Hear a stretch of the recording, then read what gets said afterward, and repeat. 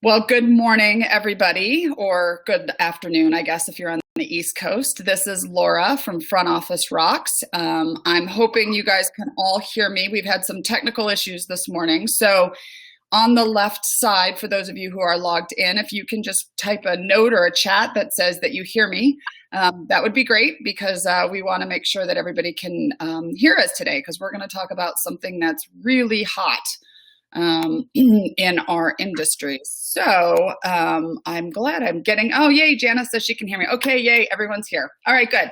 Sorry about the technical issues this morning. It's kind of like walking into your practice when the server's not working and you have patients showing up in 15 minutes. So I'm sorry about that, but we've got it worked out and I'm glad you guys could all be here with us today. Like I said, we are talking about a hot topic right now. So I'm really glad that everybody's joining us because I see it all over social media. And I'd love to talk about it, but I also love to bring in somebody who knows way more about it than I do, who I refer to all the time. And so you guys are in a big treat today for our webinar with Front Office Rocks, as we have invited Dr. Chris Phelps to join us. So Chris, welcome to Front Office Rocks and our first joint webinar with a guest speaker. Awesome. Thanks, Laura. Happy to be here. Well, good. I'm glad. Now we got all the technology worked out. We're good to go. So I refer to your book. If anybody follows me, and we'll give you then the link at the end of the presentation. Anybody who follows me knows that I talk about your book all the time. But you're known for much more than your book. You're a dentist. As you see on the screen here, I'm the office manager. You're the dentist. Just tell us a little bit about you and where you're from and how you got into, I know you have a lot of stuff going on. So just give us a little introduction to you, Dr. Phelps. Yeah. I'm a practicing dentist in Charlotte, North Carolina. Been out practicing for 15 years now. Have kind of an interesting story. It's growth of my practice. The first years, I started out with a growth mindset, meaning growth for growth's sake, and went from one office to 4 offices in about 7-year period of time, 10 times the revenue of the business that I started in. And then did something a little nuts, decided to change my mindset to maximizing the capacity and freeing up my time, buying my time back, if you will, and having more free time and more profitability. So sold 2 of my best, highest producing offices and took over my 2 worst ones. And then, which we were doing maybe about 1.6 million between the 2 of them when I took them over. And then over the next 3 years, grew those back to 6 million in revenue. So basically doing with 2 offices what I used to do with 4. Wow. Sold one of those. Yeah. And now I'm working on my original office that's doing about 3 million a year, trying to get it to 6 million and prove that I can do with 1 what I used to do with 4. So you like challenges is what we're hearing. I do. Awesome. I don't go looking for a challenge, but when I find it, you can't shake it till I figure it out. There you go. Well, so what I'm going to do is I'm going to go ahead and stop the webcam, and I'm going to have you kind of start here. You have done a ton of research on membership plans.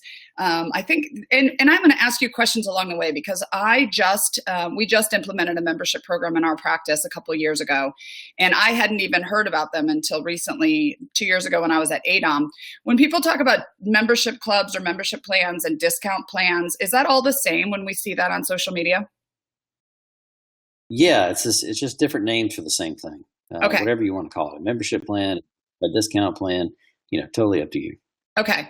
So I'm going to let you kind of lead. I'm going to play the part of somebody who wants to learn more. So if you don't mind, as you're kind of going through, and I know you do these presentations for, other groups, and then I'll jump in and just add my 2 cents as an office manager or just ask questions along the way. So I'm going to let you kind of take control here because I know you've done very well with your membership club. Yeah, great. Perfect. So let's get to it. Why do you need a membership discount plan, right? You keep hearing that more and more on social media these days. And here's some interesting facts. I was at a lecture with some guys at the On-Call Urgent Dental Care business model, and they reported a study that said that 38% of all Americans reported not going to the dentist for any type of treatment over the last 5 years. So, think about it. That's over a third of the population dentists for any reason in the last 5 years. That's pretty significant. Yeah. And what's also amazing is that the number of people going to the dentist every year keeps going down and down and down if you look across the whole in that way. So it's not a good trend, right? The trend is going in the wrong direction for us. But why is that? Jump in why on is that it going? too, because I'm going to jump in just because the from the office manager front office perspective, we're hearing more and more that besides people not going to the dentist clinically for not seeing a value in it, but the insurances are getting worse and worse for even for companies that are halfway decent with insurance. They're charging, they're charging more, the insurance companies. So the businesses are downgrading or dropping dental insurance. So I've got to imagine that's playing into some of the trend of the decreased amount of people going to the dentist. Oh, big time, big time. Yeah. The businesses are in the business to make money, and if they can cut expense through the insurance, then they're going to do that, right? Yeah. And the only way they can cut expenses is by cutting out the benefit, Yeah. and making it a worse and worse deal for a better price for them. Right. Because most people don't focus on the details. So yeah, you're completely right. I always think the biggest buildings downtown are the banks and the insurance companies. So they're looking out for trying to keep money in their bank account, which means they're going to charge corporations or businesses more or cut services for the patient. So in the long run, we're losing out and the patients are losing out. Oh, big time. And same thing for the insurance companies, right? They're in the business to make money. So, if they're paying more money out to for better benefits for the corporate groups and people that have like large buying power, because their reimbursement rates are going up every year. Well, to make money, then they got to take it away from somebody else, and that's us, the solo practitioners out there. Exactly. So yeah, it's getting to be a worse and worse situation on both sides for us and the patients. So exactly. So how did I kind of come up with this membership plan?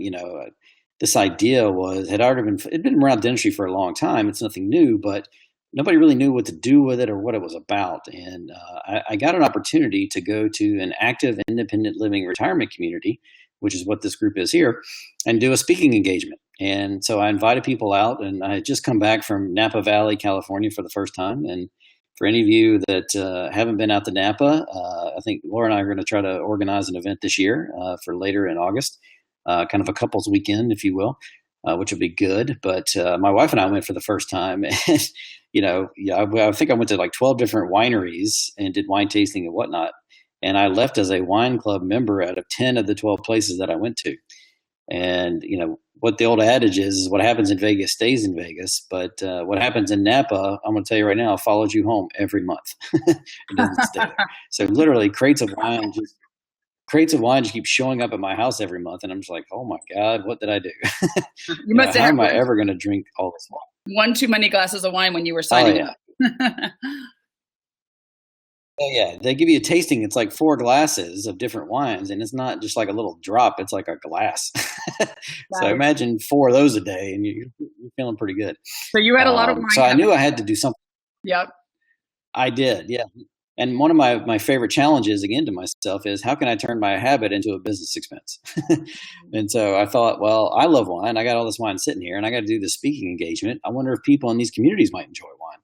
So I said, join me for the top 5 dental issues affecting the aging population and enjoy some of Napa's finest wines on me. You can't get to Napa. I'm going to bring Napa to you, so to speak.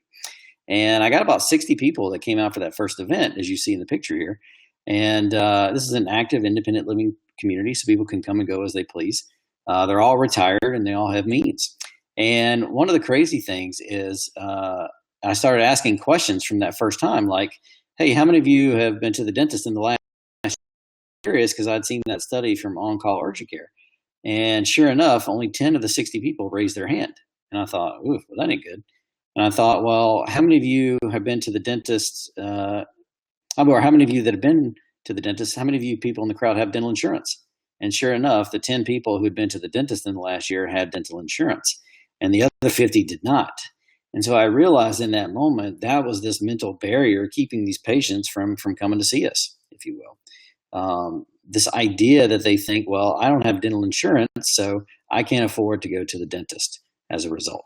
And it's this scarcity mindset, because the first thing that happened to them when they retired was that their company that used to pay for their dental insurance cut out that benefit for them. So when they tried to go buy it themselves, their policy, they thought it was too expensive. And if they thought, well, it's too expensive and I can't get it, then, I can't go unless it hurts or I'm in pain.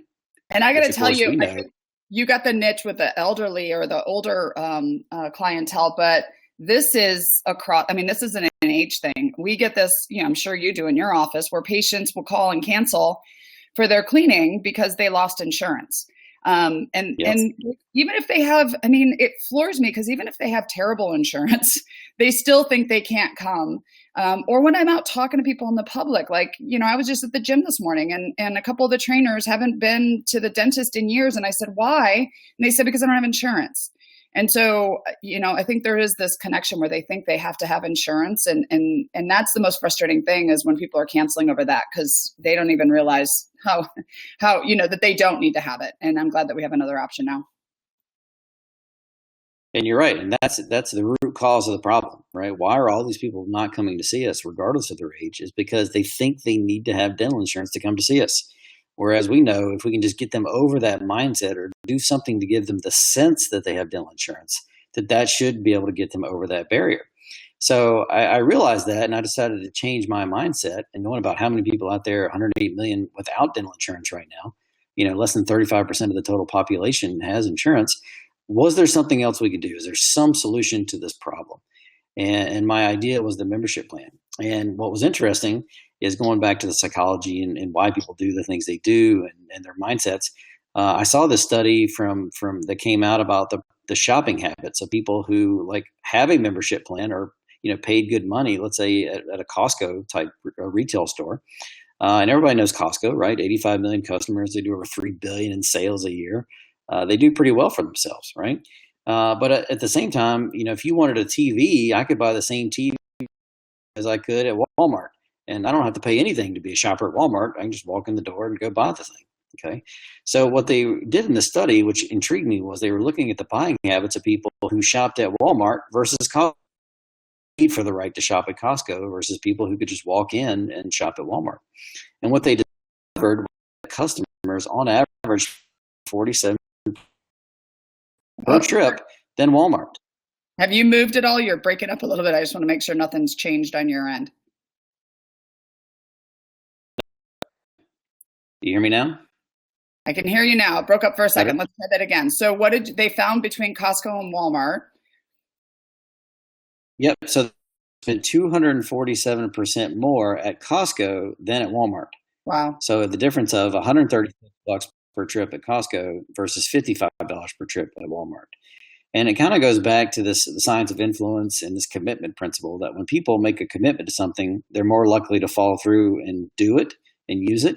So people and make that commitment to buy one spend more money than those who don't have a membership plan. And it's really simple as that because they paid the money and made that commitment. And so this idea of having a membership plan is big in our offices, as I said, because it gives them that sense, can we get them over those mental barriers? I'm gonna jump in real quick because you're talking about mental barriers, and I think this is a good. I don't have a slide in here on this, but I want to jump in because as we get through this webinar, we're going to talk about how to market this to your clients and grow it in your practice. I think that also patients don't always have, it's not always just patients that have this mindset, this insurance-focused mindset. I think that we as dental offices and dental team members and dentists have also played into that mindset. Meaning we've become so I call it insurance driven, where, we ask right away if the patient has insurance. We figure out how much they have remaining. We do pre-authorizations and all of that. So we're actually playing this insurance game too. So we get frustrated when patients say, well, I'm not coming because I don't have insurance, yet a lot of what we do in a dental office, we tailor it around insurance. And so I just wanted to put in the mindset addition to this of employees and team members that we have to deal with insurance a lot of times, just like with a membership program. You have to deal with, getting patients to pay and all of that. But we don't need to be insurance driven. And if we don't want our patients to be insurance driven, if we don't want our practices to be insurance driven, then we need to realize that we're here to take care of our patients, whether they have insurance or not. And I love that we have a membership program as a way to be able to offer ways to get our patients to stay in the practice, but also realize that if your practice is too insurance driven, you're probably not going to be able to grow the membership program because you're so focused on insurance. And so I would recommend that you look at your own mindset too, to say, are we dealing with insurances, or are we following everything insurance is saying? Because if that's the case, then you're probably turning away a lot of fee-for-service patients or cash patients. So you were talking about mindset, and that's something I talk about all the time with dental teams about. Don't be insurance driven, take care of the patients for the patients, and understand insurance, understand membership options, but let's be there to really help, take care of our patients. Yeah, and you're exactly right. I mean, you have to understand this mindset, and we've built our businesses around this insurance concept, but it's a game I don't think we're going to be able to play for the long term anymore. And go back to what I said about the corporate dental groups getting higher reimbursement rates for insurance. Well, that means we're getting less reimbursement rates from the insurance company, okay, every year. So if today I'm doing 10 crowns and I get paid for 8 based on my normal fee, okay, I can work a little harder and make that difference up. But there's going to come a point where you're going to do 10 crowns to get paid for 3. Right. Okay. And it's you're not going to be able to work harder. There's not an 8th day of the week you can add to make up the difference in that number. And so I think long term. Yeah, I agree. I think, sorry, it's hard to do this. We need to do this over a glass of wine. I think that I think the other thing too is that we have to understand that, especially with corporate groups coming in and insurance is cutting back and all of that, there are patients who value, I talk about this all the time, they value their pocketbook over their teeth, but there are patients who value their teeth over their pocketbook. Meaning, we've all had the patient who's come in and he's, driving a Maserati and travels around the world, but his mouth is falling apart. And then we've had the patient who, came in overalls and we assumed had no money and showed up with cash and paid for everything, with cash. We have to understand that not everybody's insurance driven. Not everybody's worried about money, but we have to give them options. We have to make it easier for them to get their dentistry done if they do value their teeth. So we need to not, judge a book by its cover. We need to have options for all of our patients. Yeah, exactly. And that's kind of what I came up with the concept. I thought, well, I needed my solution to the problem of these people not coming in would be, well, if I gave them the sense that they had insurance, would that give them in? That was kind of my theory I was going to test. And so the next month I came back with my dental savings plan. I rolled it out and I just tried to make it as simple as possible. At first I tried to make it 2 plans, a dental savings plan and a savings plan plus for a perio program.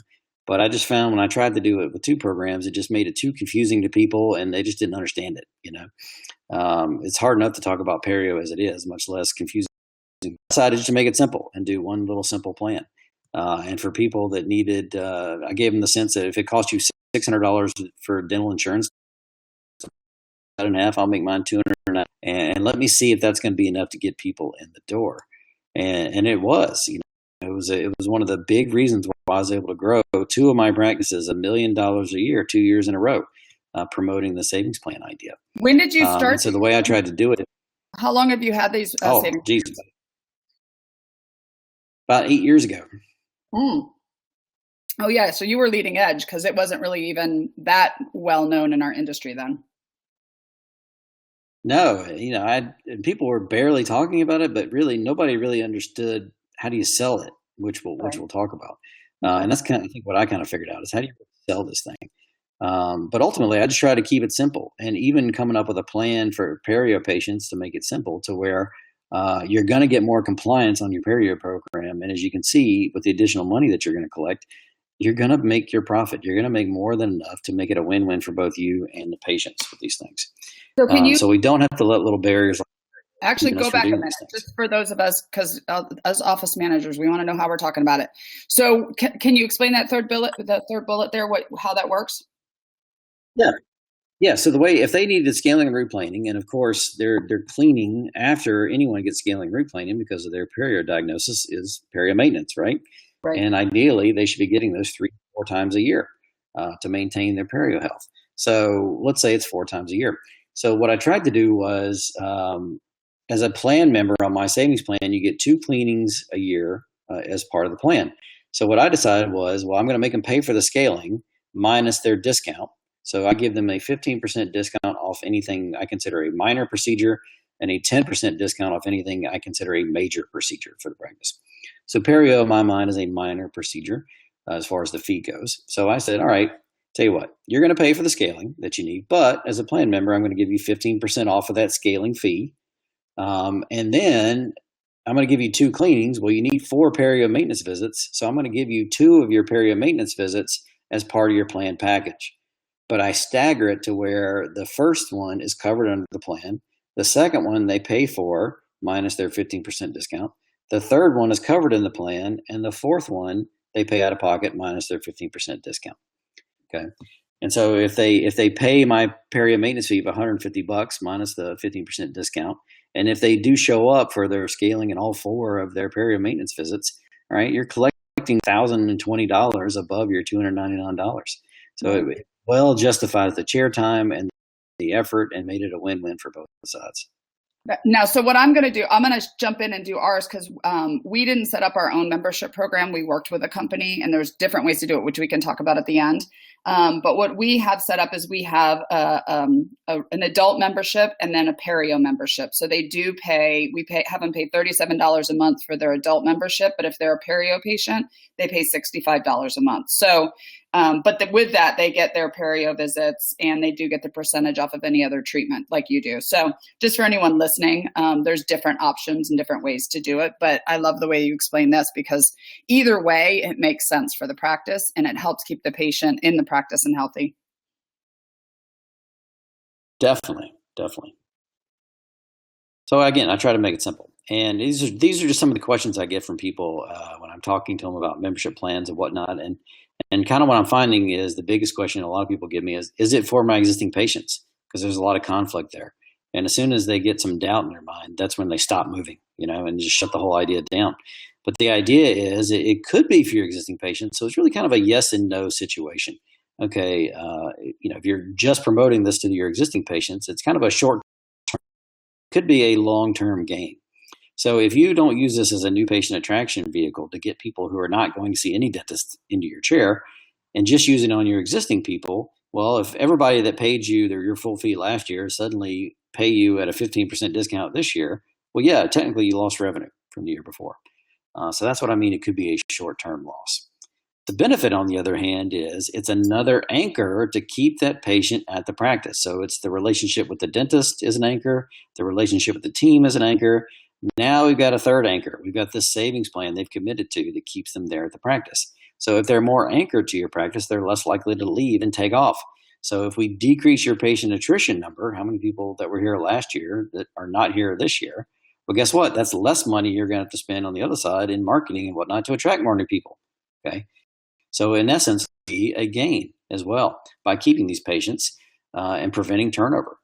And I'm going to add to that too, because I wrote an article recently specific to this because I have dentists all the time ask me about why would I do this? And there's 2 points that I have to add to that. One is patients are going to still say they're a patient of yours, even if they haven't been to your practice in 5 years, because they're not going anywhere else. So if they've left your practice, they haven't come in 5 years, and somebody asks them, where do you go? They're going to mention your practice because they haven't probably gone anywhere else. But what you don't want is patients who haven't been to the dentist in 5 years, maybe have gum disease, have decay, have missing teeth, walking around telling people they're going to your office. I would rather have somebody who's healthy, who comes in regularly, who, is stable, out talking about our practice. So that's one thing for me about why we want to keep patients in the practice. We, ultimately we're here to help our patients, keep their teeth for life.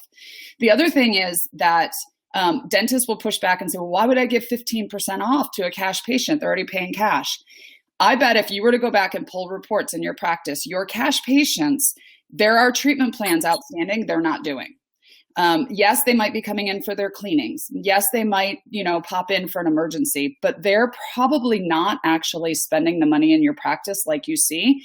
And I would rather have the patient get stable and healthy and get the dentistry done and write off 15% than have them just coming in for cleanings, watching their teeth, get worse, and they're probably not paying for the dentistry until it's an emergency anyway. So that's kind of another reason for me that I think that there's a value in doing this when you're looking at not just new patients, but also your current patients and keeping them active in the practice.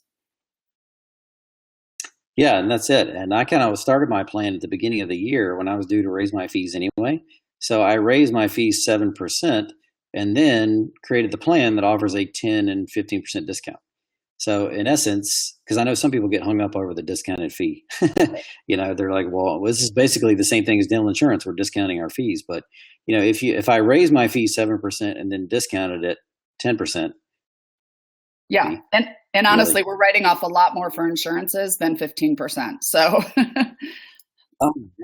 so much more, right? And the other benefit is endorsements are going down every year, and they force us to stay at the same charge rate, right? For what we can charge patients. Yep. But with a savings plan, guess what? My fee goes up every year. Okay. So in essence, by year 2, whatever discount I had originally is gone, and I'm getting my full fee from when I started. And year 3, 4, and 5, it just gets better and better and better. And so what happens is people they're focused on the discount. That's the other thing I realized from a mindset standpoint. And I realized that when one patient came in and said, hey, I need 5 crowns. If I buy your plan, can I save 10% off all 5 of my crowns? And I was like, yes, you can. Let me think about that. Yes. And he pulled out his phone and he literally called the dental office across the street. The person that he drove right past to get to me canceled his appointment that he was supposed to be and did his 5 crowns in my office that day. And not one time did he ever ask me what my fee was for my crown. And in fact, if you factor in what he paid me after my fee, even after the discount, he probably spent more than he would have across the street. Okay. But they're focused on the discount itself. So you don't have to make it a lose-lose for both sides as well. So again, it can be a short-term gain as well. Mostly for existing patients, I use it and promote it to them. I educate them that we have it, but I don't really present it or push it at the chair. We leave it more for those people in the treatment presentation who are asking us specifically about it, or they're asking us for a discount or something to that effect. Then we'll present this as an option at that time and use it as a case acceptance vehicle as well. I agree with you. We don't push it either. We do it when a patient's trying to cancel. So when they're trying to cancel because they lost insurance, we'll offer it then. And then we'll offer it for case acceptance in the consult room if we need it for that. So I agree. Yeah, exactly. One of the other questions I get, well, who all is this for then, right? If it's not really for our existing patients per se for the long run. Well, obviously it's for the people out there who don't have insurance, most of which are small business owners like ourselves, right? I don't have dentists. I'm a dentist, but it's the same for restaurants, for churches, for all kinds of little small businesses like that. Fitness trainers. And you know what? They don't. Yeah, exactly. And they don't provide their employees dental insurance either. So who better to present this to than them? And there's actually some tax benefits for those small business owners that they can help and now fit, which is kind of cool. For people that have those horrible insurance policies, right? And we're like, oh my God, your plan is horrible. This is the worst reimbursement I've ever seen, period. We don't work with it, We've actually gotten a lot of those to drop those stupid plans and pick up our savings plan instead. Because if they like you, it's a better deal for your practice. We do that. We're a fee-for-service practice, but this is something I use when somebody calls in that has a really bad insurance or a HMO. And they call in and they say, do you take my HMO? And I find out the story about their HMO. And most of the time they didn't like the dentist they went to. They can't get in anywhere. They really don't like their insurance. And we'll say, we have a lot of patients who have had HMO insurances and they ended up dropping them and joining our membership program. And it's helped me to convert some HMO patients that we would have never been able to convert into our practice because we have the program. Exactly. You got to understand they're at your practice. They're there for a reason. They like you. They like the team. They want you to help them figure out a way to make it happen. And sometimes, they're not educated enough to realize that. So plan for you. We have another option. You're not stuck in this crappy plan, right? Look at this instead. So if you like us, what better way to show it by letting me help you get the best deal here? Right. Plan. Right. Can you use it with financing and other programs like Care Credit and whatnot? And again, a question you have to answer for yourself, but I say, why not? If that's what it's going to take to close this deal, then so be it. And so if you're afraid about the discounted rate or the interest rate you may take a hit on for financing, build it into your fee if that's an issue for you on the front end. So whatever the discount is afterwards, you still make it a win-win for you and the patient. And I'll usually use it for and allow patients to do this for bigger things like, $10,000 treatments, $20,000 treatments, $30,000 treatments. Because again, I have enough margin in there that I'm going to be okay. And it's still going to be a win for me. And it's a better deal for the patient as well. So I say, in certain situations, why not? And so, as I mentioned, this is one of the big growth factors I use for my businesses. But in a short period of time, like just over 12 months, I sold 957 of these plans. Okay. And actually the numbers updated, it's now over 3,000 I've sold to date. And how did I do that? Well, by going to these communities once a month and presenting it. But with 957 new patients and plans sold at $299, that was $286,000 in revenue. And what I found through my tracking was that the average patient spent an additional $1,254 on top of the $299. So here we are in a short amount of time, just over a year, and there's like $1.5 million of revenue coming in by promoting this plan. Okay. If you weren't happy with how 2017 ended up with your practice and the growth, what better way to kickstart 2018 than by creating and promoting this plan and finding these patients that aren't going to see anybody and getting them instead. So it could be a huge source of promotion and growth for your business.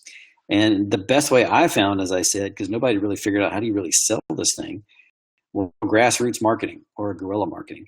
And to me, when you hear grassroots marketing, I think of like political campaigns, right? And getting back in front of the people. But the idea is with grassroots is that you spread your message to a small group of people. And then if they're receptive to that message, they go out and spread the word for you. Okay. And they tell the masses on your behalf. External marketing, in contrast, is throwing your message out to the masses and hope a small group of people come in. So it's kind of the opposite. So grassroots, we tell our message to a small group and let them go spread that to the masses for us. And that's kind of what I talk about in my book is how I did this by going to these active, independent, these educational seminars with wine and cheese one time a month, okay, every month, promoting this service. And it's kind of funny, it starts out as an interesting thing. You get people there and nobody's buying the plan, nobody's signing up for the plan on site.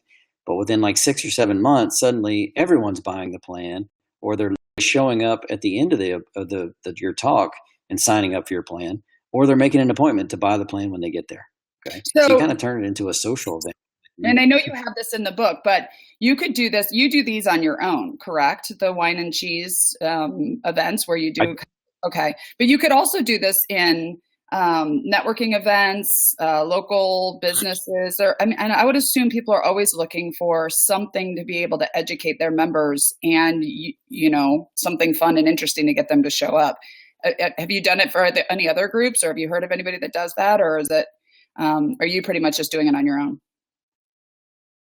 Yeah, well, what I've heard from most people is that, and my team does this as well, we go around to local businesses and we'll do lunch and learns.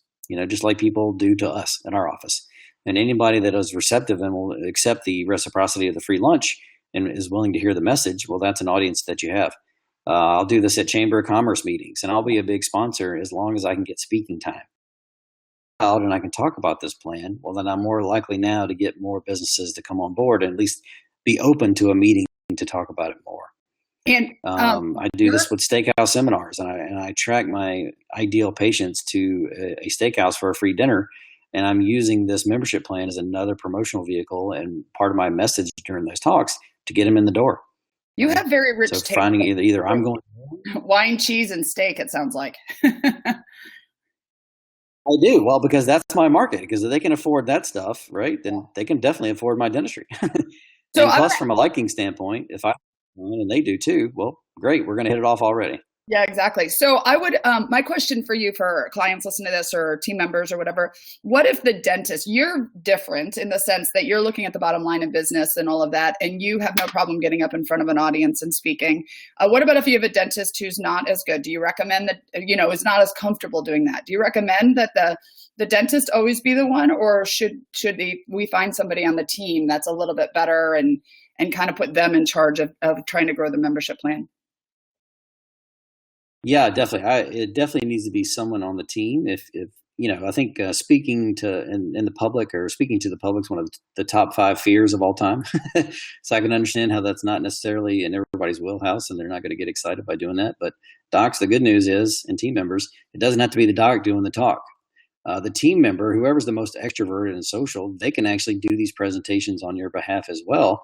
And all you have to do is stand in the back of the room and smile and wave. You need to be there, but you can let your team member present you as the authority that you are, and during this presentation, and then talk to people in smaller groups one-on-one, either before the event and after the event. Right. That makes sense. And then do you have this? Because I added some of these for me of how I've helped people to grow their membership program and how we've talked about it. Do you also advertise this? Because I have it on my homepage and on our website. We have information about our membership program. Do you also have that on your dental office website? I do. It's on all of our promotional materials, social media stuff, website and whatnot, marketing materials. The catch you got to worry about is, and this is something I realized when marketing it early on, was that there's another barrier that's keeping people from responding to it, from picking up the phone and calling to make an appointment when they see it on these other areas for the first time. And especially with the older generation, it's this concept of, well, sounds great, but what's the catch? It sounds too good to be true. And if people have any kind of uncertainty or doubt when they read it or look at your message, they don't respond. They don't pick up the phone and call or move towards your direction. So one of the ways you need to counter this is to get as many testimonials from people that have bought your plan, and all of those on your promotional materials. So under your website where you've got the savings plan should be at least 4 testimonials from patients that have bought it and said something to the effect of, wow, I thought it might be a catch, but it really is a good deal. Thumbs up. Oh yeah, smart idea. If you can do that, yeah, that will ease people's uncertainty when they're reading it in that moment. And now you've influenced them that they're going to be more likely to pick up the phone and call. So it actually makes your marketing more effective. Otherwise, it's really going to take doing these grassroots efforts and building a good name in the community. And once the community spreads your word, those that have kind of gone to your wine and cheese events, to the rest of the people in that community that, no, this is legit, this is a good thing, then it can really pick up steam in the advertising side of it as well. Right.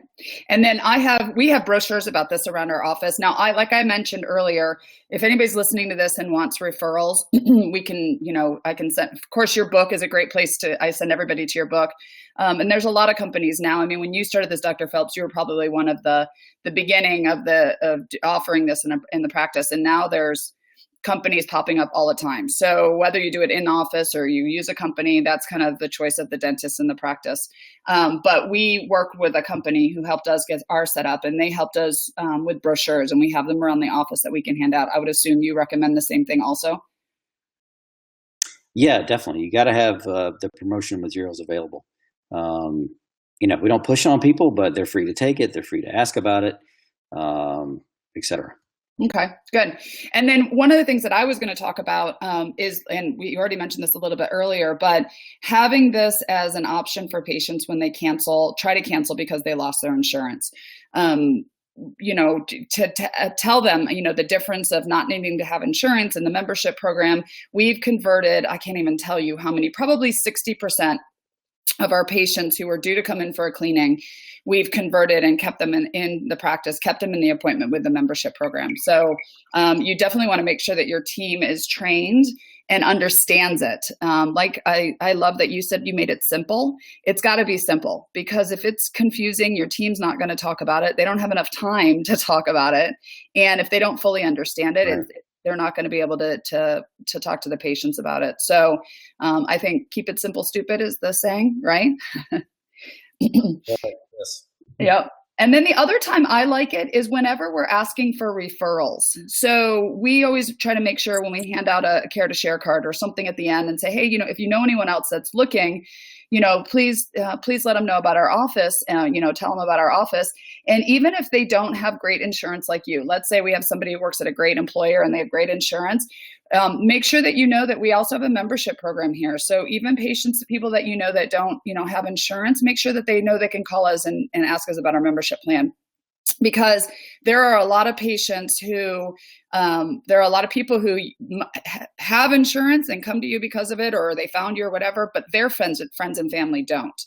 And we find all the time that patients will call our office, new patients, and say, oh, I heard about you because my friend says you have some sort of a membership plan. Can you tell me more about it? So you don't want to just limit it to the patients who don't have insurance. I would talk about it if you get an opportunity with any patient, because they may say to you, oh yeah, my so-and-so that I know doesn't have insurance. I'll mention it to them. So that's another way that I would kind of slip that in conversation. And then the last thing, I'm all about, if you know me, Front Office Rocks, I talk about training and practicing and verbal skills and all of that. You have to practice talking about this with your team. Dr. Phelps and I are both outgoing. We have outgoing team members that are fine with talking about it, but you have some that are just not as comfortable about talking about different things in your practice. So I would, practice this and make sure everybody on your team can at least talk about the membership program, because it might come up in conversation with a patient when the doctor's not around or the person in charge of it. And you want to make sure that everybody on your team is comfortable talking about it. So what is the membership savings plan, Dr. Phelps? What is that? Membership savings plan is just a website I created that kind of does some of that stuff, kind of retraces my steps. And for those that need help creating their own plan, a brochure, application page, I've got resources for that. If you need training videos, that just kind of explains that, like what you were saying.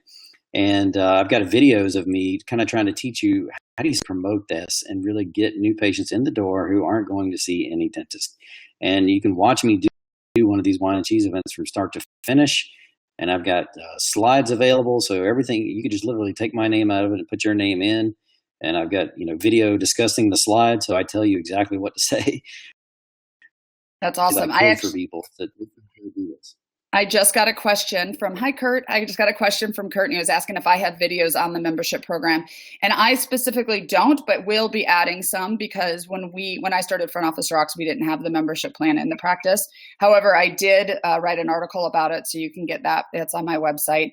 But I'm glad that Dr. Phelps has the videos available and the PowerPoints and whatever you need to get you started, which is the reason I refer to your book all the time, because I teach front office team members, how to be better up front, but I know that you have a lot of resources to help them with membership plans.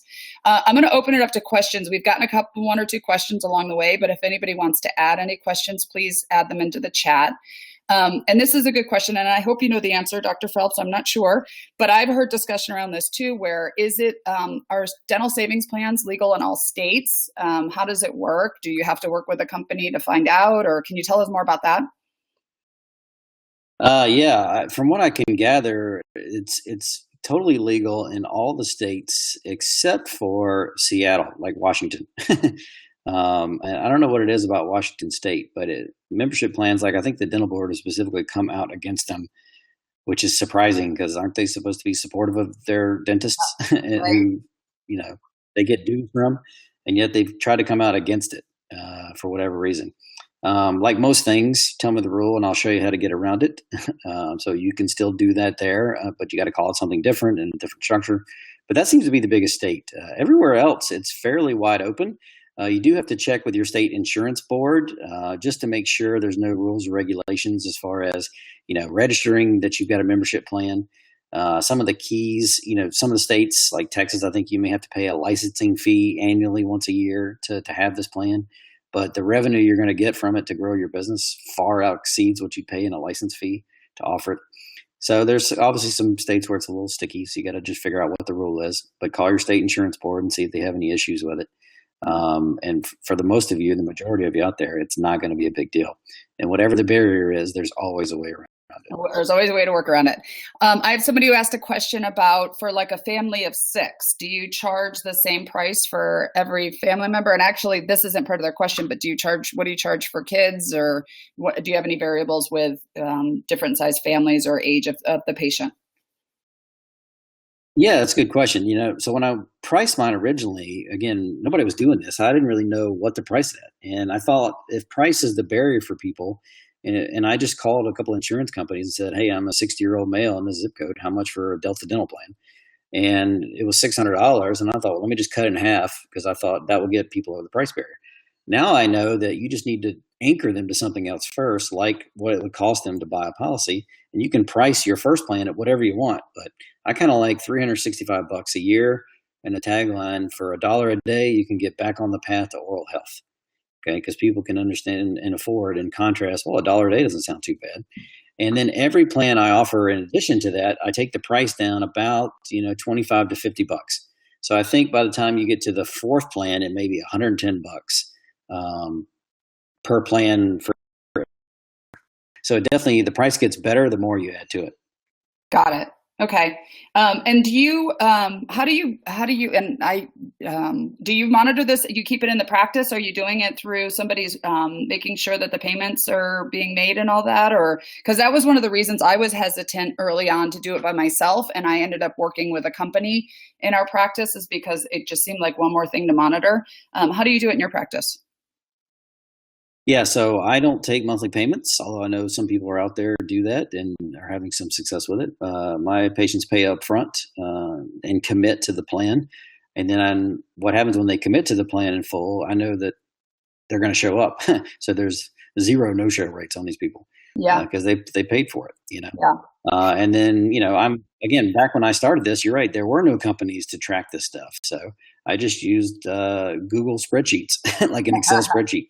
And all of my patient databases track that way. Okay. Luckily for my team, they're efficient with it. It doesn't take them a lot of time to maintain it. Yeah. And just for those listening, if you don't have one set up, I'm learning as I go. I go and talk to these companies all the time. And we did work with a company, and we do pay a pretty hefty fee to have them help us maintain it and run it. So if I were to do it again, I'd probably do it more in-house. We do allow monthly with the plan that we're working with, but I have found out after the fact it's because the plan wants to get paid monthly, the company that we're working with. So you just got to weigh all the options. I would suggest, looking at different options that's best for your practice, because not every practice is the same. But if I had to go back and do it again, I'd probably do it in office by myself, in our office, and do an annual fee if possible. Because we do have that issue where patients pay, they get some dentistry done, and 6 months later they want to cancel. And then, so there's pros and cons to doing it both directions or both ways, I'm sure. Yeah. So I look at it this way, right? So time is money, right? And whatever you say yes to means you got to say no to something else. So if you're saying yes to having your team maintain this, and time is money, what is it preventing them from doing as a consequence? Are they not able to answer new patient phone calls? Are they not able to help existing patients in the practice? It's going to cost you somewhere. So you kind of have to do a balance and figure out what that means for your team and your practice situation. Yeah, exactly.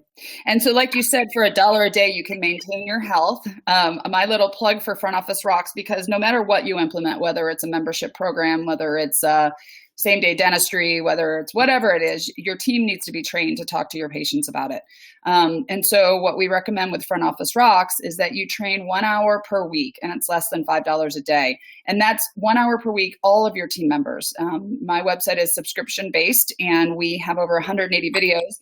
And then we add webinars like this. So this webinar will be live for the first week, and then we're going to put it on for our clients only. So Front Office Rocks is here to help you with whatever the topic is we're talking about, help them implement. Training is I believe, the most important thing you should be doing in the dental office, and it's probably the lowest priority of things that we do. We don't do a lot when it comes to training in the dental office. And if we do, it's usually just clinically based. We go out and get CE. We go learn how to do, procedures faster or do more procedures. But I'm all about, getting your team trained. And there's so many, just like webinars like this, there's so many ways that you can do it in the office now. You don't have to send everybody to a conference. And it's going to help things like increase collections. I mean, just imagine having your whole team listen to this and be able to talk about how are you going to implement a membership program in your practice. It helps keep your patients scheduled. You lower your turnover, you increase productivity, decrease cancellations and no-shows just by learning about the membership program and how to implement it, in this 1 hour video. We're helping you with these areas in your practice. And then we have on Front Office Rocks online videos, so you can train the entire team. Do it at your time. It's month-to-month fee. We have videos, we have documents, we have webinars, and we're here to help you. We want to be a resource for front office to implement, things that you want, improvement that you want. New procedures you want to do, new policies. That's what I'm here for. I've been an office manager myself for a super long time, and I've been in the trenches, so I know what it's like to try to move a practice forward and help our doctors move our practices. So, Chris, Dr. Phelps, can you just tell us a little bit more? Is there anything else you want on the book, or how people can reach out to you, or anything else for helping anybody that's been listening to this webinar? No, I mean, mostly I tried to write the book for myself as a how-to guide, like something that I would have read and really been active and gone, okay, I can go do this and I'm going to go do it. And so that's how I tried to write it, right? To give you the tools you needed to create your own plan and go do this thing. But more importantly, to teach you the mindsets behind the people that we're trying to promote this to, and to get them over this mindset and get them in the door so they can get back on that path to better oral health.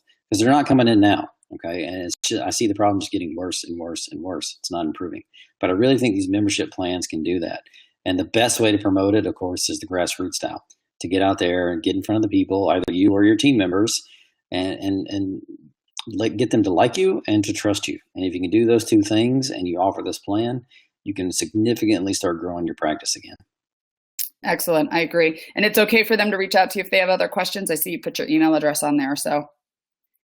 Yeah, of course. Yeah. Always happy to answer questions. And as I like to say, Dr. Phelps helps. So I'm here to help any way I can.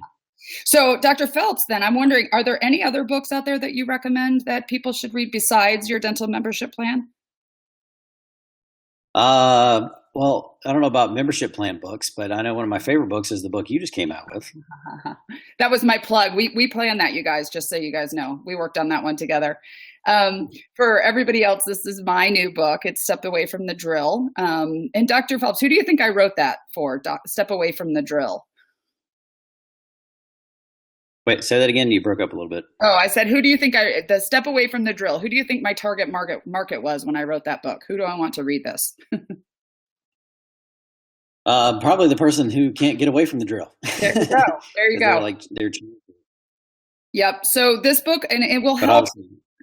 Sorry, if you're looking to implement stuff in your practice, if you're looking to make changes, if you're looking to try to get your dentist to understand why a membership program makes sense or some other things, this book is written to dentists to help them change the way they lead their dental business for more control, fun, and profit. It's written to help them understand what goes on in the front, communication skills, how we talk to our patients, what we do in the front office. Doctors are really good at the clinical side of things, but my goal is to help them understand more about the business and change the way they manage it. And this book just came out a month or so ago, and we're Amazon #1 new release and bestseller. So I'm excited about it. So try to get both of the books, because both Dr. Phelps and I are here to help. And unless there's any other questions, I don't want to keep anybody more than an hour. Again, sorry for the technical issues this morning to get you guys over, but I'm glad everybody made it. For anybody that didn't, we'll make sure that we can get you access to this so that you don't miss this great information that we got from Dr. Phelps.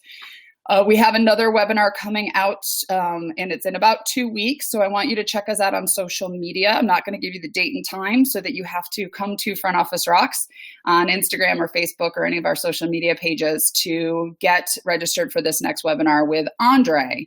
Andre is an EagleSoft guru. He is my go-to EagleSoft everything, but he's also a great consultant, and he's got a lot of great knowledge. So I'm having him on as my second guest after Dr. Phelps coming up. So make sure that you don't miss the next webinar. So on that, Dr. Phelps, do you have anything else you want to add? We really appreciate you being on the webinar with us today.